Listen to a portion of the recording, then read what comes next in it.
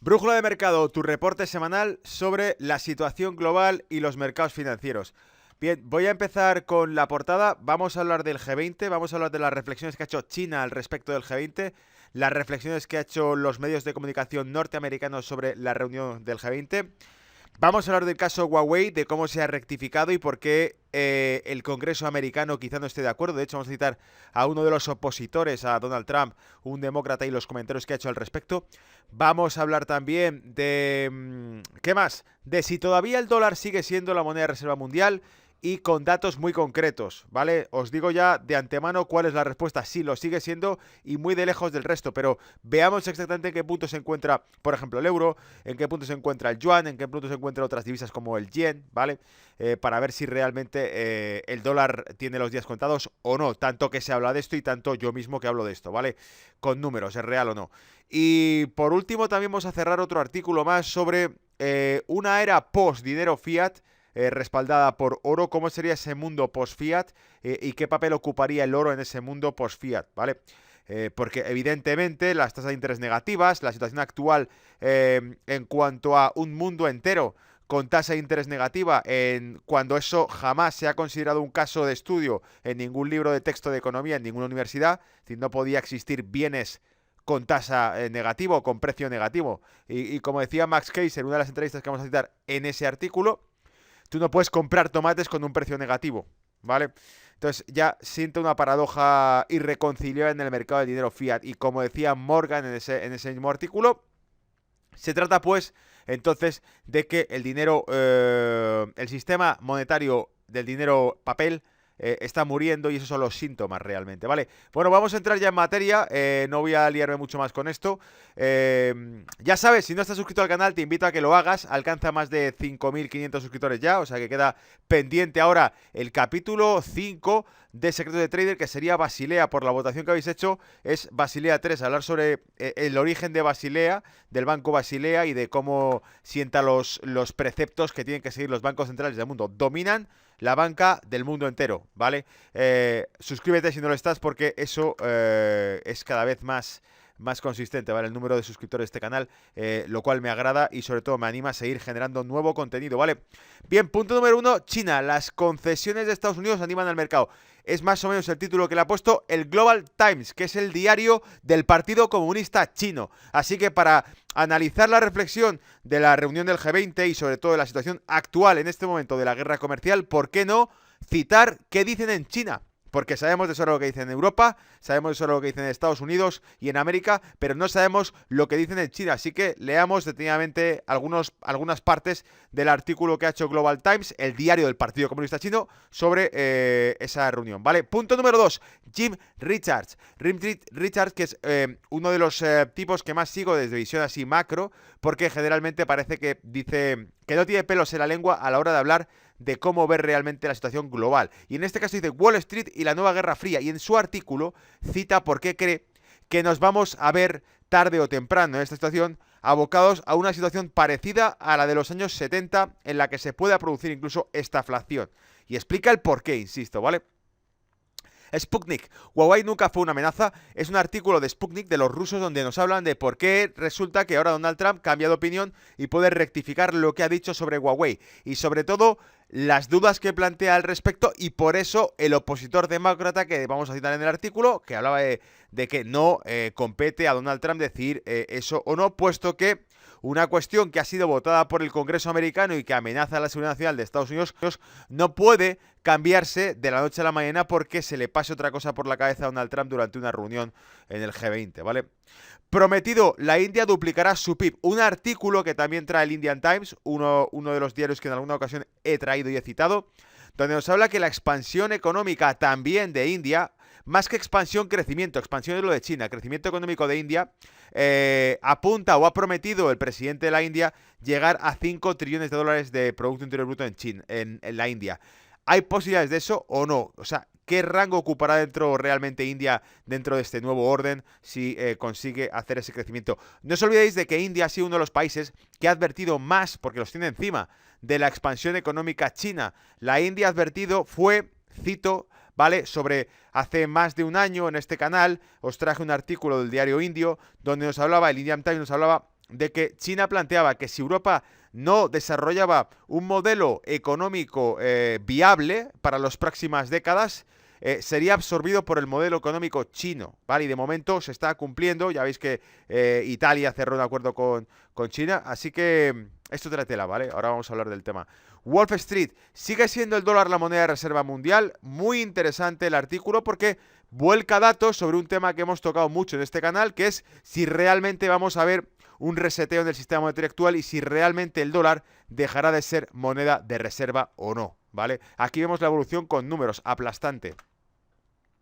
Y el The Morgan Report, Gold Post-Fiat World. ¿Cómo sería el oro en un mundo post-Fiat? Sí, como decíamos, la tasa de interés negativa es un síntoma del que el sistema monetario actual se está agotando porque nunca se ha comercializado un producto con un precio negativo. Pues entonces ese producto, que es el dinero papel, el dinero fiat, está muriendo.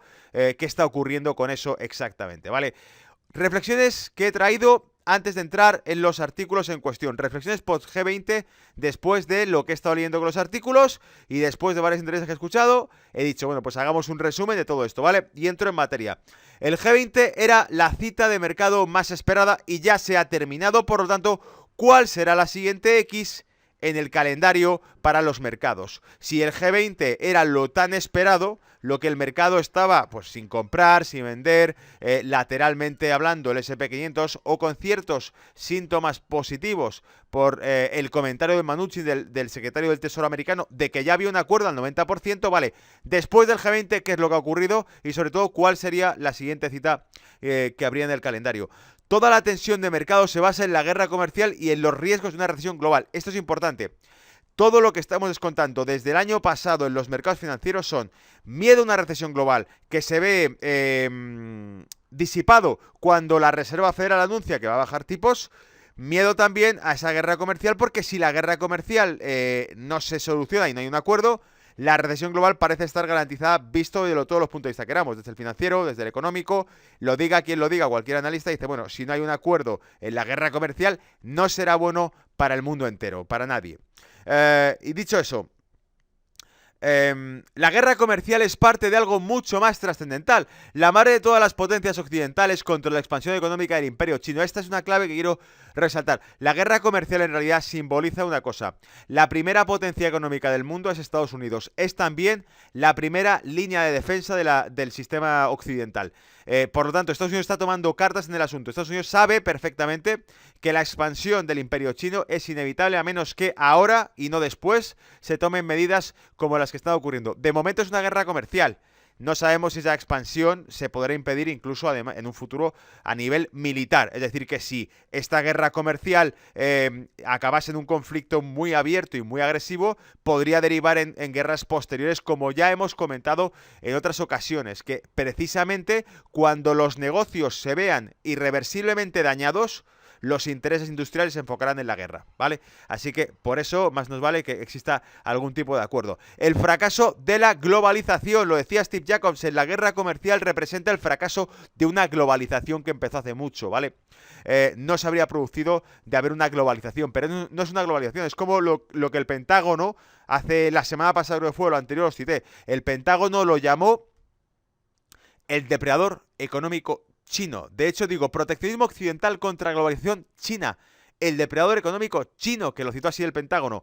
Fijaos, Estados Unidos, con Donald Trump a la cabeza, arma los cañones del proteccionismo y blinda las industrias occidentales. Pero, bueno, sobre todo las norteamericanas, ¿vale? Pero probablemente las occidentales también, porque son socios directos con el resto de Europa. Pero, y aquí viene la cuestión, mientras tanto, por el otro lado, China lo que está haciendo es que promocionar un nuevo sistema revolucionario de acuerdos de libre comercio llamado Road Belt Initiative, la nueva ruta de la seda, que ya he citado en más de una ocasión, englobaría a decenas de países que iría desde Asia, cruzando el centro de Europa, parte de Europa, norte de África, es decir, dominaría prácticamente las 2/3 partes del mundo, ¿vale? Y por lo tanto implicaría un peso dentro de la economía global del más del 60% del Producto Interior Bruto del mundo, ¿vale? Y millones de personas interrelacionadas en lo que se referiría a puestos de trabajo, crecimiento económico, para África, para Europa, para Asia, ¿vale?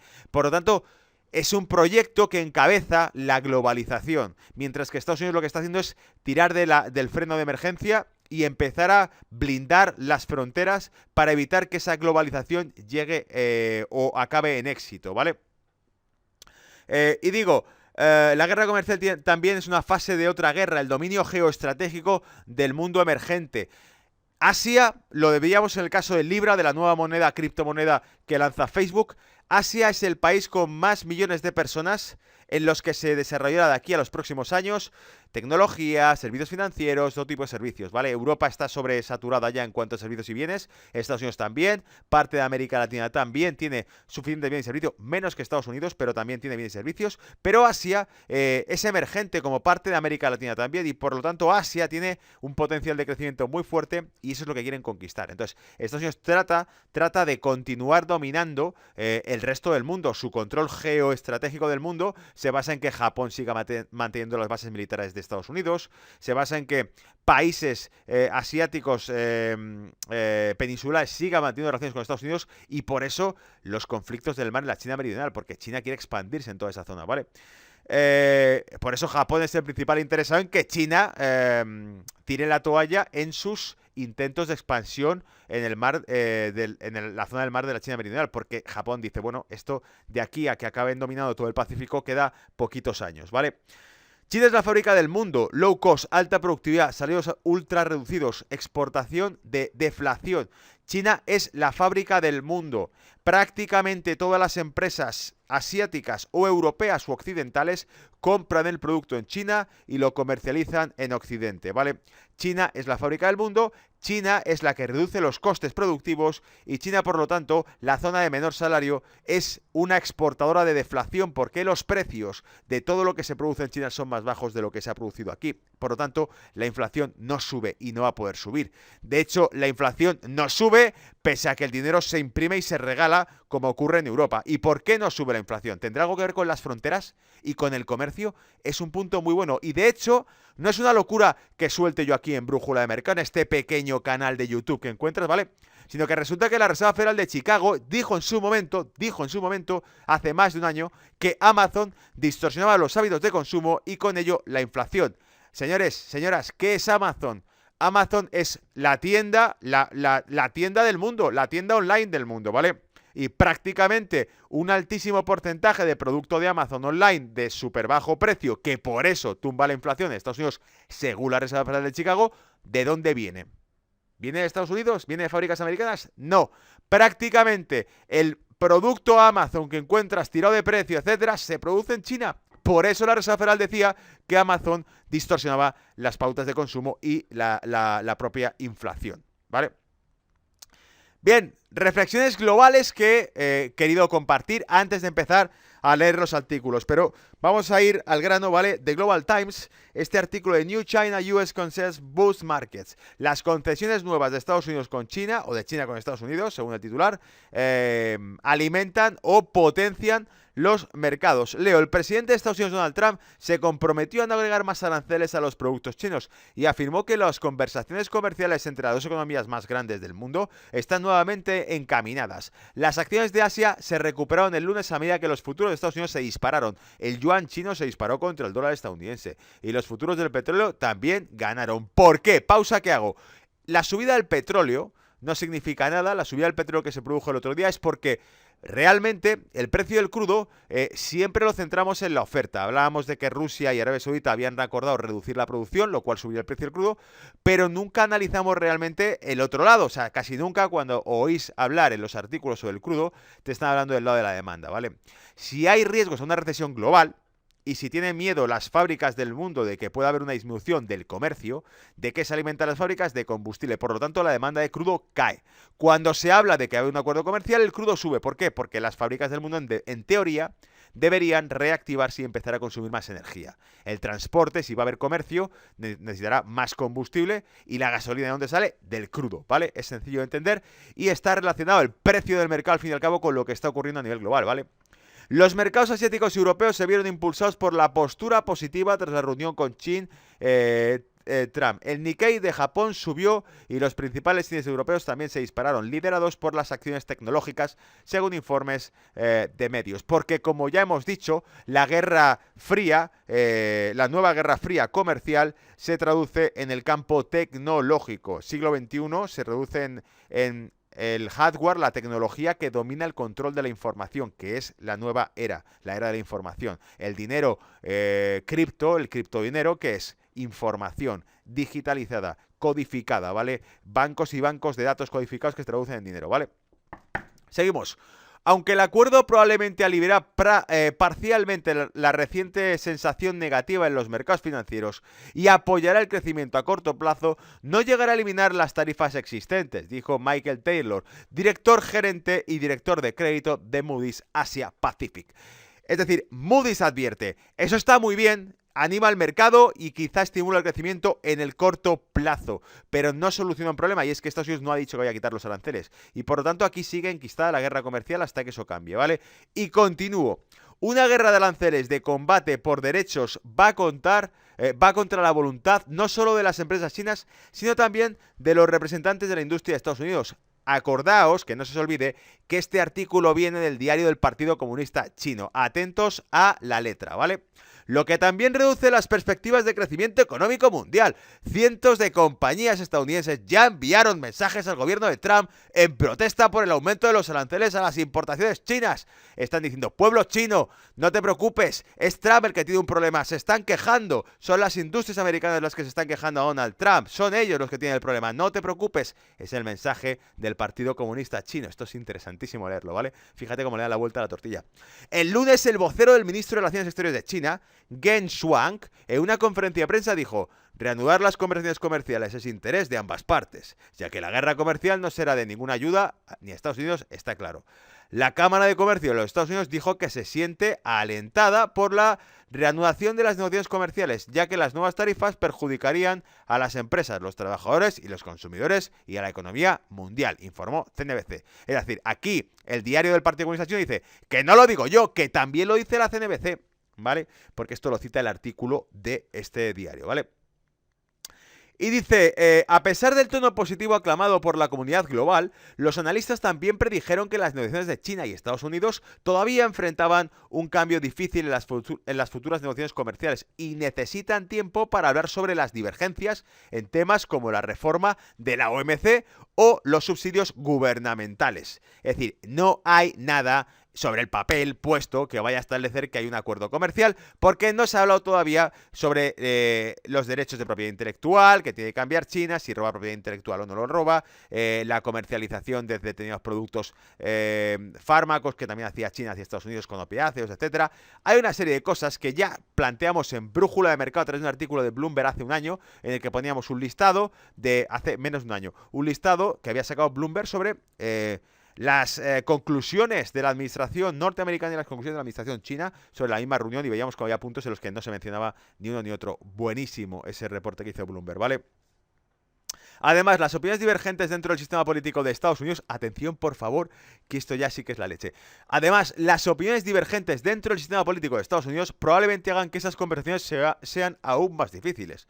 La intención de Trump de levantar la prohibición a Huawei provocó críticas bipartidistas. Claro, China esto no lo entiende, porque China tiene un único partido, ¿vale? China es el Partido Comunista Chino, no hay el partido de la oposición. Entonces, claro, eso es algo con lo que ya en su día también mencionamos en este canal.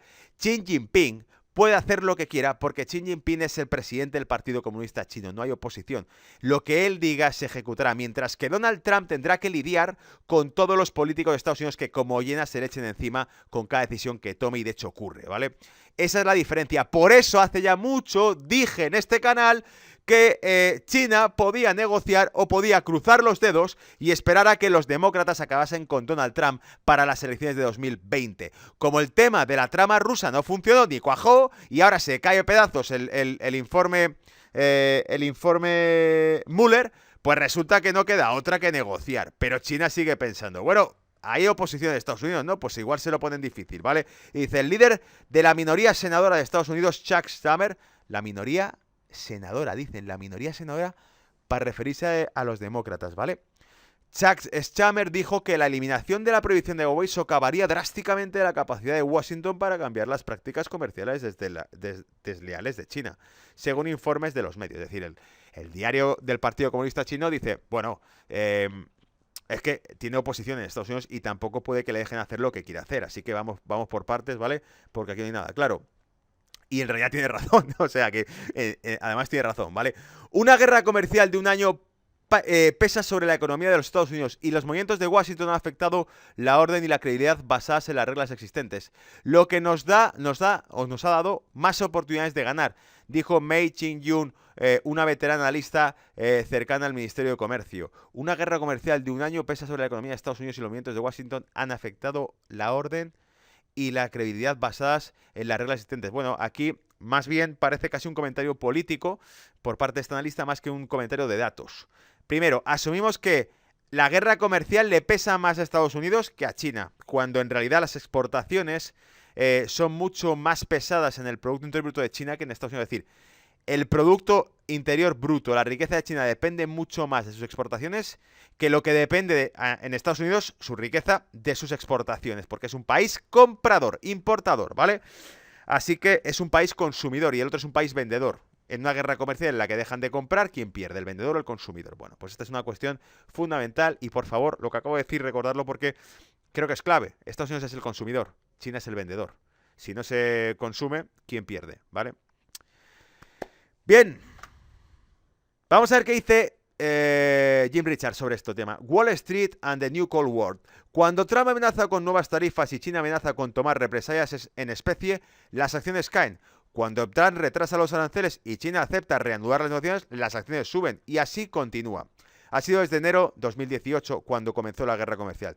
Desde el principio Wall Street subestimó el impacto de la guerra comercial. Primero dijeron que Trump estaba faroleando. Luego los analistas dijeron que Trump y Xi dejarían de lado sus diferencias y realizarían un acuerdo histórico.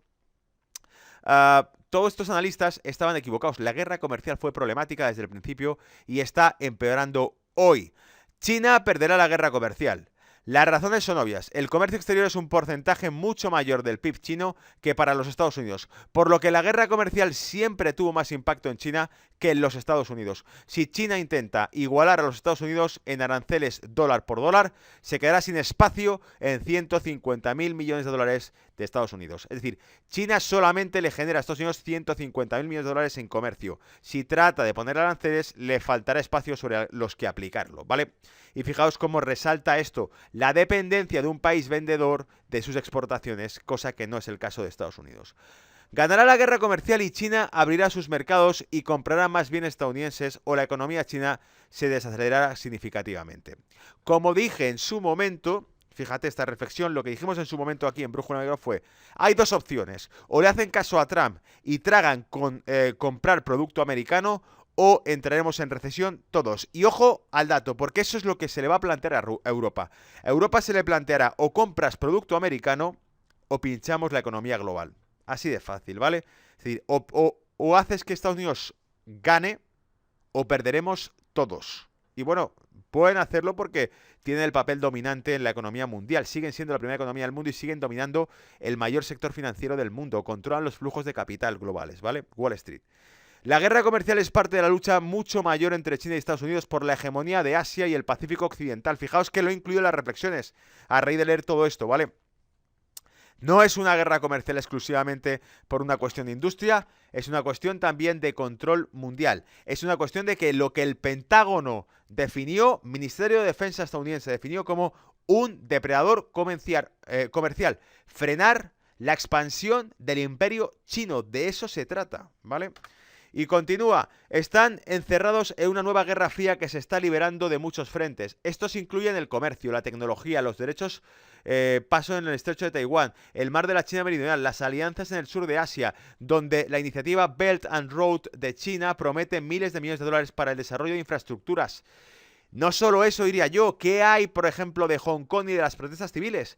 ¿Quién fomenta las protestas? Cuando Estados Unidos entró en conflicto con Rusia, apareció las protestas de Ucrania y cambió el gobierno de Ucrania y se formó un gobierno pro-americano, pro-norteamericano a las puertas de Rusia, ¿vale? Lo cual pues creó muchísima tensión militar entre Rusia, Ucrania y Estados Unidos.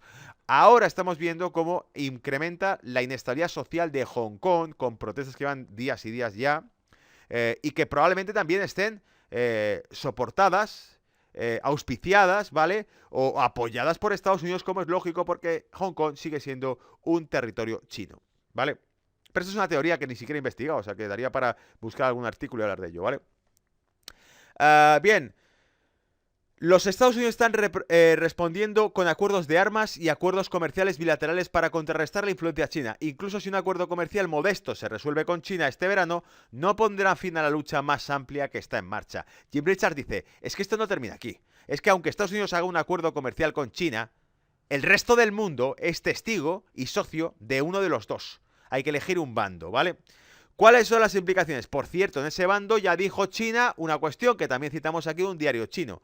China dijo, si China es afectada por la guerra comercial, China expandirá ese impacto al resto de socios. ¿Quiénes son socios de China? El resto del mundo. Es decir, China está diciendo de algún modo, si yo me veo perjudicada, mis productos y mis servicios se incrementarán. Por lo tanto, todas las importaciones que hacéis de productos chinos van a subir de precio y os van a provocar a vosotros también desaceleración económica cuando los inputs de vuestra industria, que utiliza tuercas chinas, le cuesten bastante más caras. Entonces os dais cuenta de lo que está ocurriendo con el comercio global, ¿vale? Pero de momento es otra batalla, la batalla política. Si los chinos consideran que la guerra comercial es solo un paso en una guerra fría prolongada, como creo que lo hacen, entonces nos encontramos con un largo periodo de contracción de crecimiento que no se limitará a China, sino que afectará a todo el mundo entero. Es decir, dice, aquí Jim Richards dice, los chinos no creo que sean idiotas y saben de sobra que no es una guerra comercial, que es la avanzadilla de un pulso por el control de la economía global. Eso ya lo saben, ¿vale? Entonces dice, por lo tanto, si saben eso, no van a rendirse en mitad de la batalla, sino que van a tener que decir, bueno, como cedamos en esto, ya no crecemos. O sea, olvídate que seguiremos donde estamos. Hay que empezar a ser estrategas, decir sí, sí, sí, pero automáticamente continuar con el desarrollo del Road Belt Initiative en Asia, ¿vale? Eso parece ser el resultado más probable por ahora. Prepárate para un crecimiento más lento, quizás la estaflación podría ser como a finales de los 70 otra vez. Lamentablemente Wall Street está tomando en serio las guerras comerciales, pero aún le faltan las mayores implicaciones de una nueva guerra fría. Esta nueva guerra fría podría durar décadas y afectaría a la economía global. Esperemos que no se convierta en una guerra de disparos. Es decir, Jim Richards dice, no va a ceder China en lo que se refiere a su control o su expansión de dominio global. No va a ceder. Y ya hay un dominador global, ya hay alguien que controla la economía global, que es Estados Unidos. Por lo tanto, se van a colisionar, van a entrar en conflicto, vamos a estar durante décadas con yo te cedo en esto, pero tú me cedes en esto, yo te cedo en esto, repartimos el pastel, y si eso ocurre, lamentablemente el resto del mundo será testigo de cómo las cosas se van poniendo cada vez más complicadas, más lentas, más despacio, a menos que China reparta parte del pastel, que es lo que le pide Donald Trump, ¿no? De que consuma producto americano también. Y Donald Trump dice, si les dejamos que ganen, acordaos que estáis en casa vosotros, si les dejamos que ganen, vuestros sueldos irán cayendo cada vez más para poder competir con ellos, ¿vale? Así que de algún modo su filosofía es populista, claro, y defiende que si compra producto chino, de algún modo tira o tumba a la baja los salarios en su país. Trump's reveals on Huawei ban suggest China was never a national threat. La reversión que ha hecho Donald Trump sobre el tema de Huawei nos viene a decir que China nunca fue una amenaza nacional, ¿vale? Esto lo traemos del artículo de Sputnik. Permitir que las compañías estadounidenses vendan componentes de software y hardware a las compañías tecnológicas chinas Huawei después de la cumbre del G20 en Japón implica que tal vez Huawei nunca haya sido una amenaza para la seguridad nacional de los Estados Unidos. Y dice literalmente, dice, so if it is not a national security issue, we are allowing to sell. Si no es una amenaza a la seguridad nacional, no es un problema para la seguridad nacional, les permitimos que vendan. We are leaving Huawei through the end. We are going to see what we go with the trade agreement. Vamos a dejar el tema de Huawei para el final y vamos a ver a qué llegamos en el acuerdo comercial. Pero acaba de decir que dejarán que las compañías americanas vendan a Huawei, ¿vale? Al que el presidente de Estados Unidos se negó a declarar de manera externa si Huawei sería retirado de la lista negra del Departamento de Comercio de Estados Unidos, parece que Trump está empezando a sentir algo de presión doméstica como resultado de los aranceles de la situación económica y las elecciones de Estados Unidos. Que es lo que nos estaban diciendo los chinos hace un rato en el artículo del Global Times del Partido Comunista Chino. Que hay presión interna, que las industrias americanas le meten caña a este señor para que negocie con los chinos. Y Sputnik, que es ruso, dice algo parecido, ¿vale? Que entonces sí que habría presión interna para que las compañías Qualcomm, lo hablamos aquí, Qualcomm, casi la mitad de lo que Qualcomm fabrica se lo vende a China, se lo manda en cajas, ¿vale? Entonces, si China, no a China, sí a China, si Huawei, que es la mayor empresa tecnológica china, no puede comercializar con Qualcomm, ¿cuánto caería en las ventas de Qualcomm, ¿vale? O de Intel o de otras tantas, ¿vale? La mayor concesión concreta que surgió de la cumbre del G20 fue la decisión de no decirles a las empresas estadounidenses que no podían vender sus piezas y componentes a Huawei. Pero eso causó cierto revuelo en el Congreso de Estados Unidos porque las medidas fueron aprobadas en el Congreso bajo el pretexto de que representan una amenaza nacional. ¿No lo eran entonces? ¿Está el Congreso de acuerdo con esto? El lunes el gigante de la tecnología con sede en Shenzhen anunció que espera saber del Departamento de Comercio de Estados Unidos si se puede reanudar el uso del sistema operativo Android en Google en los teléfonos, en los próximos teléfonos inteligentes. Es decir, Huawei ha declarado, bueno, que me dejen claro ya si lo que ha dicho Trump es que se le cruza el cable o si está de acuerdo el Congreso y sobre todo si el Departamento de Comercio de Estados Unidos me va a quitar el veto, ¿vale? Así que de nuevo, también interesante. Nuevo artículo más, antes de que hablemos si del dólar realmente es una moneda mundial, con datos concretos me habla de cómo ha crecido la economía, o bueno, cómo se espera que crezca la economía de la India, ¿vale? En este caso, en resumidas cuentas, voy a hacerlo un poco sintético, podéis buscar el artículo, ¿vale? Porque es del Indian Today, podéis buscar el título del artículo también, How can India become a 5 trillion economy by 2014? Y nos habla principalmente de que el reto que tiene la India va a ser el control de inflación y la tasa cambiaria de la rupia, ¿vale? Porque realmente debería crecer a más de un 11% durante los próximos años de aquí a 2024 para poder alcanzar los 5 trillones de peso en la economía global. ¿Por qué? Bueno, principalmente porque China ha llevado también una política monetaria que ha mantenido la inflación por debajo del 4%, pero también es una de las fábricas del mundo, no hay que olvidarlo. India sigue siendo un fuerte competidor de China. Y como decíamos en el artículo al principio, la India mismo, en el diario indio que cité hace más de un año, nos advertía de que el sistema económico de China se impondría en Europa a menos que Europa tuviese un modelo económico de desarrollo estable y sostenible, ¿vale? Por eso, en definitiva, pues nos muestra hasta qué niveles puede alcanzar estas potencias emergentes. La India forma parte de los BRICS. Os recuerdo, BRICS eran Brasil, Rusia, India y China, ¿vale? Además de Sudáfrica. Entonces nos estaba hablando de que estos países crecen a más del 7% anual. Compáralo con el crecimiento que tiene Europa. ¿Cuántos años tardarán en superar el Producto Interior Bruto de Europa o de Estados Unidos, ¿vale? Pensadlo solamente con el crecimiento de Europa. Que Alemania ya tiene una tasa de crecimiento negativa hace 2 trimestres, o sea que imaginaos, ¿vale? Bien, vamos con eso. ¿Es el dólar realmente todavía una moneda de reserva mundial? Y dice, ¿durante cuánto tiempo puede el dólar estadounidense mantener su estado como moneda de reserva global y hegemónica? Hablemos claro, nos saca aquí Wall Street, el blog.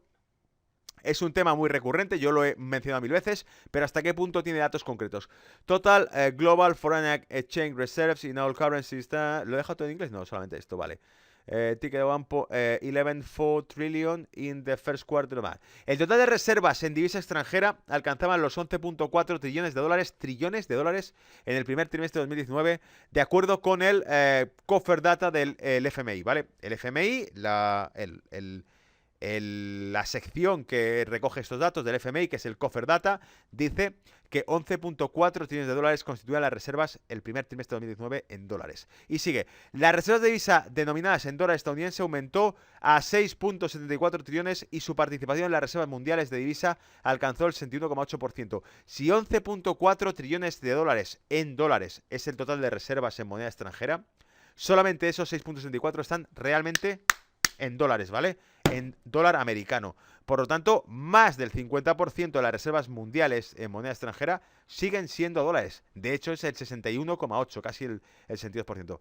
Estos son activos financieros denominados en dólares estadounidenses. Pueden ser valores del tesoro, bonos corporativos, etcétera. Bancos centrales, aparte de la Reserva Federal, mantienen sus reservas de divisas. Es decir, estamos teniendo en cuenta cuántos activos cotizados en dólares o nominados en dólares, es decir, bonos americanos, ¿vale? Como decíamos aquí, o bonos de empresas corporativas americanas cotizados en dólares, están en bancos centrales o en reserva, ¿vale?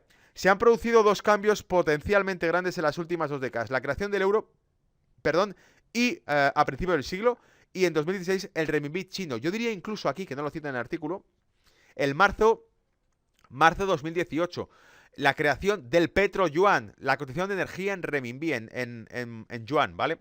Como el euro eventualmente lograría una paridad con el dólar en cuanto a reserva, el euro sería cada vez más demandado como moneda de reserva y lograría la paridad, la crisis de la deuda de la zona euro lo interfirió. ¿Os acordáis? 2012, Italia, España superando el 7%, intervención de Grecia, intervención de Irlanda, intervención de Portugal, ¿vale? Esos rescates financieros con las posteriores crisis de los bonos de deuda de España e Italia truncaron por completo la actividad del euro, que se hundió, ¿vale? Por lo tanto, dejó de ser un competidor realmente que le comiese terreno a Estados Unidos, ¿vale? Ya no era esa moneda en la que salvaguardar tu valor, ¿vale? Y tu poder adquisitivo si no era en el dólar. Me quito el dólar y acumulo euro. Hugo Chávez llegó a mencionar que podía quitarse el dólar de en medio y empezar a cotizar el petróleo venezolano en euros porque era más estable que el dólar, ¿vale? Bien, entonces dice, como el euro eventualmente lo haría, la crisis de la deuda del euro interfirió en ese objetivo y la participación del euro en las reservas de divisa se ha atascado en alrededor el 20%, lo que paraliza la esperanza de una paridad. Es decir, se llegó a pensar que en algún momento el 50% de las reservas del mundo estarían en euros y el 50% en dólares más o menos, ¿vale?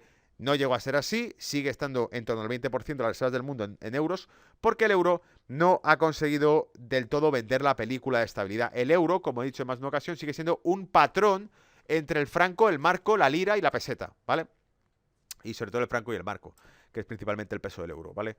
El renminbi, dice el renminbi chino, se incluyó en la cesta de la moneda del FMI, los derechos especiales de giro, SDR, en octubre de 2016. Es aquí cuando el FMI considera el renminbi como moneda de reserva, para estar dentro de los DEC, de los sistemas de derechos especiales de giro, que es como una moneda mundial creada en los 60. También lo comenté en Brújula de Mercado esto, ¿vale?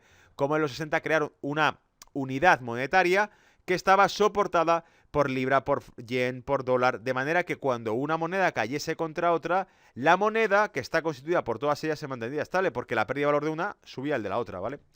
Que es algo parecido a un proyecto que ya propuso John Maynard Keynes tras la Segunda Guerra Mundial, ¿vale? Que lo podéis buscar.